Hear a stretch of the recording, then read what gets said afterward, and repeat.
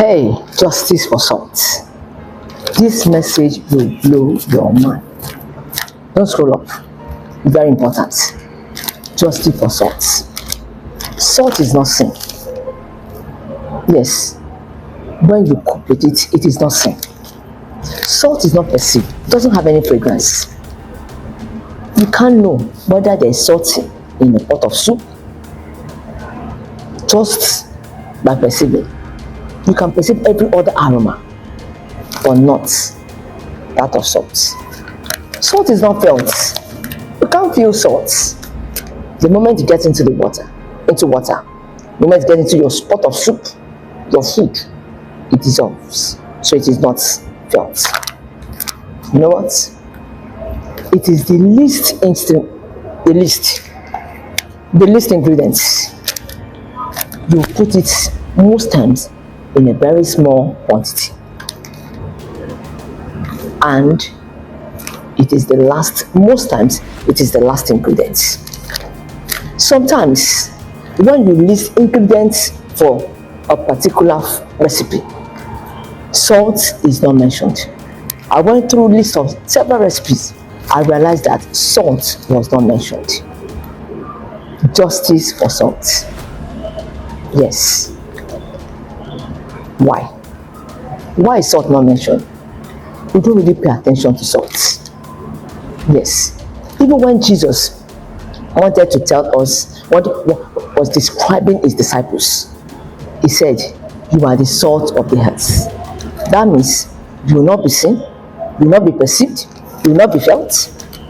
You will even be the last to be considered.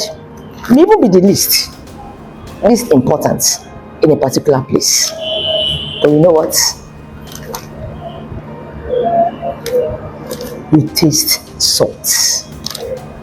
This means your impact is invaluable. Your impact. The taste signifies your impact.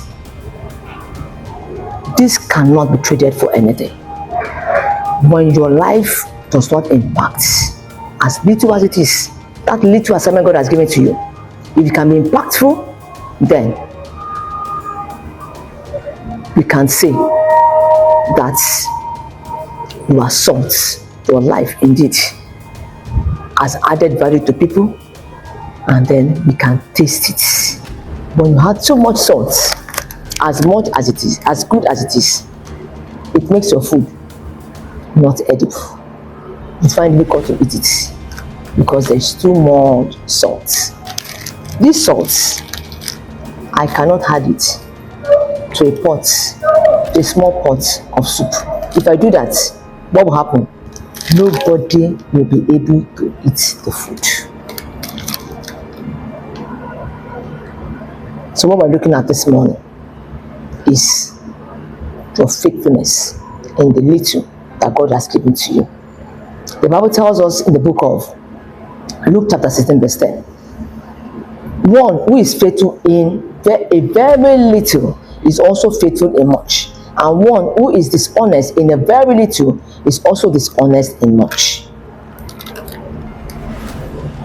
All ingredients, everything you need to cook, your pot of vegetable, egusi, stew, whatever, is set.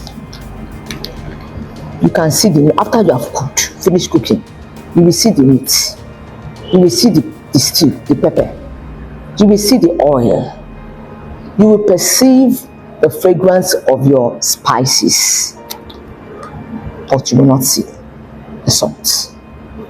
You only taste the salt, and you need just little. You may look inconsequential. People will not really recognize you. People will not really recognize what you're doing. But whatever God has called you to do, just be faithful in it. You need just a little salt to make a pot of soup sweet, tasty. Your value, you must understand your value. You are very, very important. Everyone is important. For you to have a delicious, sumptuous pot of soup, everything must be complete in its portion, appropriate portion, most especially salt. no matter how good salt is, that it is good for taste. You cannot add too much of it. Just a little is all that is required. God is testing your faithfulness in the little He has given to you. So at Sunday morning showers today, if you don't go home with anything, if you don't leave with anything in this message, in this video, remember that God is looking at your faithfulness in the least before He commits the bigger picture into your hands. I pray in the name of Jesus, you will never lose your relevance. Continue to be faithful. David was faithful in the field. He was faithful on the field. He was faithful, taking care of his father's sheep.